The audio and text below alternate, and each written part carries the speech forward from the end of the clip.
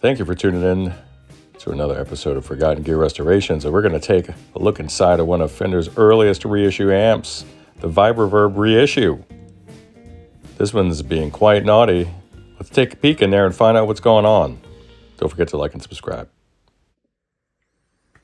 Gilbert, good morning. Rest of you goons and mutants out there, good morning. We've got a busy morning. Gilbert, I got your Fender Vibrolux Reverb Reissue on the bench. This is the beautiful one. That's actually the predecessor to the custom Vibrolux and many other amps that share the same circuit board, as a matter of fact. But this is the best iteration. I can tell you that from experience, as I have owned one of these amps myself. And after upgrading the speakers, because they had Utah or Oxford reproductions in there, it really just takes the blanket off of this amp. And you're complaining of extraneous noise, and there's no doubt. I see the hodgepodge of the original tubes along with some new old stock American fare in a reverb circuit. But for certain, these are some 90s Fender tubes here. I'm wondering if you ever heard this thing healthy. We do have a little bit of power line hum off of standby. Your reservoir cap is still connected or coupled to the speakers. So could it be a sign that perhaps this thing needs a cap job? Maybe, maybe not. Is it just some transformer buzz that's being coupled? And that's not the case, so that's good. So let's flip her on. Here we go. 3, 2, 1.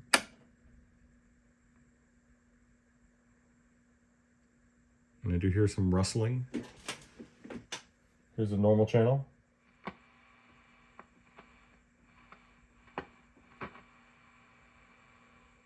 You have some noisy potentiometers for certain. Nice, this groove tubes is not microphonic.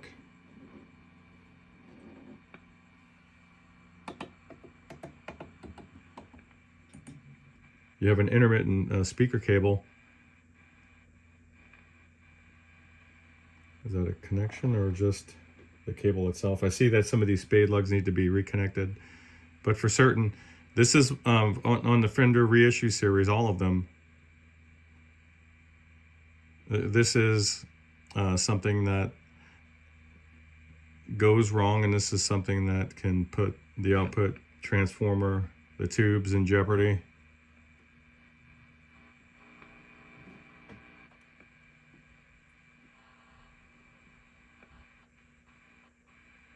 Actually, one of your speakers is intermittently turning off.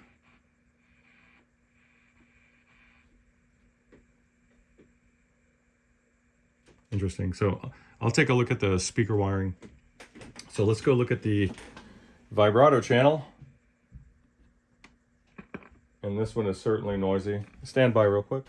All right, I didn't want to conduct any further tests with the speakers like this. So these spade lugs need to be tightened up, and then I'll reseat them. You're losing contact with at least one of the speakers intermittently, which could pose a danger. Although Fenders don't really care about a mismatch as much as they care about having no load present. So let's make sure that neither case will unfold here. Have her warming up again. I retensioned and reseated all of these spade lug connectors on your speaker terminals there. So for certain, okay, so we need to clean and retension these sockets for sure, but this tube is very microphonic on the second channel. So let's wiggle this cord from here now. That I've decoupled them from the rest of the wiring down there, and we're going to see if we're still getting a cutout here. And we're not, so that's great news. So your cable is still in good shape.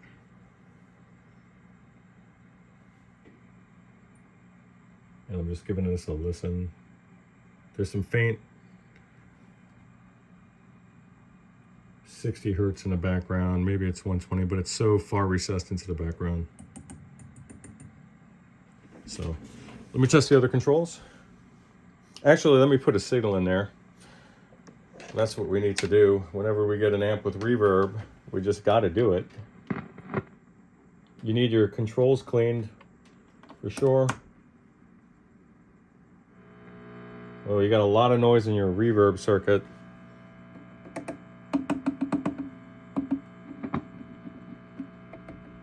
So your recovery tube is very noisy.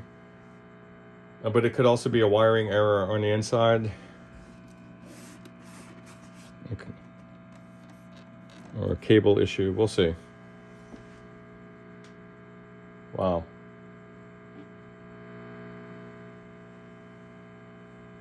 I don't know how loud this is going to be. Stand by real quick. Okay. We getting any reverb signal at all? Getting no reverb at all.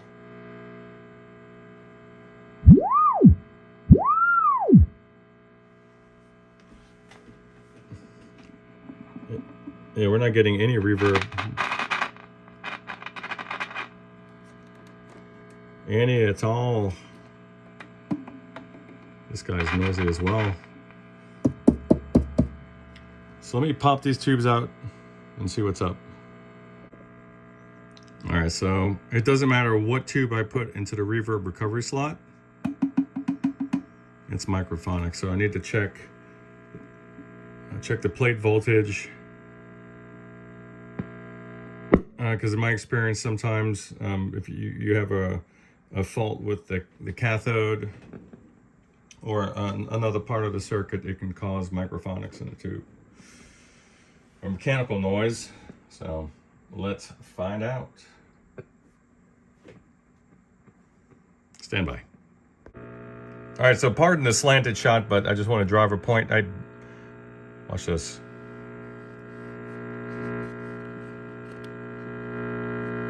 So perhaps it's a cable issue. I kind of hope it's not because these are hardwired in, but we'll see. Let's get to the bottom of it. Gilbert, the issue was a broken wire here.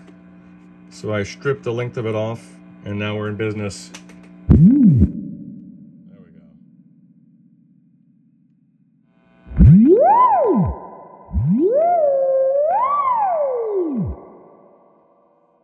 Back in business. All right, so what I do is I have this bottle of MG Chemicals connector coating. It basically turns into an insulator, but I like to use it to paint on strain relief on these really thin gauge wires. What it's going to do is it's going to cure into like a rubber derivative, and if you need to service it, it'll just peel right off. So it's not going to leave any kind of funk behind, but this will give this some strain relief and improve reliability as well. All right, and these are your original filter caps. I'm going to test them for ripple before I say you have to change them, but really you have to change them. You need a full sleeve of preamp tubes all the way across, with the exception of the first preamp tube here. So basically 5, you need 4 12AX7s and 1 12AT7 for the reverb. After I'm gonna have to remove the control panel daughter board. There's actually several in this amp, and there's no ribbon cables. This is the most finely constructed reissue that Fender has put out, in my opinion, and it's one of the, I think, as a matter of fact, it's their first reissue.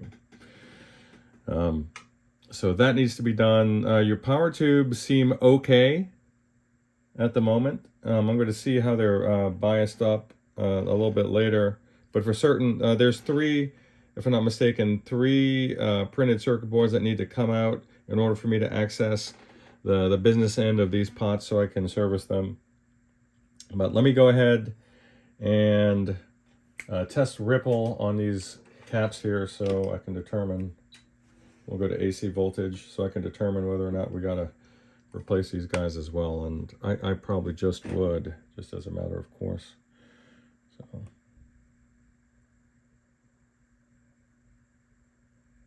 That's really, these are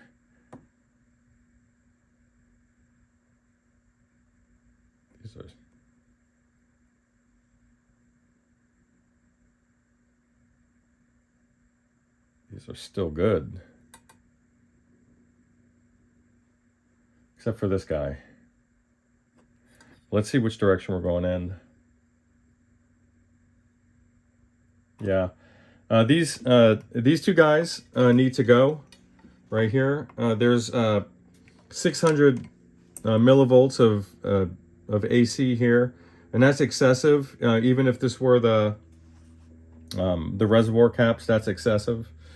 The other ones are fine, so I would just recommend that we change those as well. And then you have one on the opposite side of the chassis that I can highlight as well, so stand by. There are actually 5 separate circuit boards along the front panel, but I would take that any day of the week over the arrangement that the modern or more contemporary Fender reissues have, which is to say a ton of ribbon cables. These are all flying leads off onto the main circuit board, which itself is printed as well, but that's okay. You do have one additional cap here, and that is feeding the, looks like it's feeding the phase inverter. I can't trace it from here, it's been a while, but let me test ripple on that guy as well. So we'll apply full power, and there's no rectifier tube in this series, so just going straight in. We're still in AC volts. I will not electrocute myself today. And there's between 380 and 390 millivolts of AC on that. So that needs to go bye-bye, and then I'll show it to you up here. I'll just stand by. Let me flip this thing around. All right, Gilbert, I'm going to have you focus there. I wish I can get both in the same shot. I don't have a multicam setup. So, okay, we're grounded, and then I'm going to touch it, and you should see it stabilize around 380, let's call it that. Between 380 and 400. That's almost half of a volt of ripple, which is not good. So we're going to get that guy out of there. We'll replace him. I need to service these daughter boards here along the front control panel. Some of the joints are starting to look a little dry and iffy. In addition to that, I do need to clean all the pots, all the jacks. I need to remove the boards to get the jacks. I will clean and retension all the tube sockets here, and then set the bias for you. And then we'll have a grand old time. So update soon. I'll give you a jingle. Bye.